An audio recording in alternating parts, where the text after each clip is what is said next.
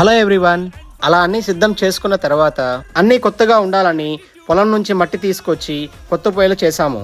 అవి బాగా ఎండిన తర్వాత వాటికి ఎర్రమట్టి పూసి బాగా ఆరబెట్టాము. తర్వాత వాటిని ఇంటి ముందు ఇసుక పోసి దాన్ని అమర్చిన తర్వాత బియ్యపు గంధపు నీరుతో అలంకరించి వాటికి కుంకుమ పెట్టాము. కర్పూరము కట్టెలు పెట్టి అంతా సిద్ధం చేసుకున్న తర్వాత కొబ్బరికాయతో హారతి ఇచ్చి వెలిగించాము. ఆ కట్టెల పొయ్యి పైన ఒకటి పెద్ద పాత్ర, మరొకటి చిన్న పాత్ర రెండుగా పెట్టాలి. బియ్యాన్ని కడిగిన నీరు ఆ పాత్రలో పోయాలి. ఆ నీరు బాగా పొంగు వచ్చేలాగా పొంగిన తర్వాత ఆ బియ్యాన్ని పాత్రలో వేసి బాగా ఉడికించాలి. ఈ పొంగలి రెడీ అయ్యేలోపు మా చెల్లెలు మరియు మా అమ్మ కూరగాయలన్నీ తరిగి పెట్టుకున్నారు. అలా అన్ని వంటకాలు చేసిన తర్వాత మనం ఏ వంటలైతే చేశామో ఆ వంటలన్నీ కూడా పెద్ద పాత్రలో పెట్టిన పొంగలి బొమ్మరిల్లులో ఉన్న దేవతలకు, చిన్న పాత్రలో ఉన్న పొంగలి సూర్య భగవానుడికి నైవేద్యంగా సమర్పించాలి. మేము సూర్య భగవానుడికి నైవేద్యం ఇచ్చే టైంలో హనుమంతుల వారు కూడా మాకు దర్శనం ఇచ్చారు.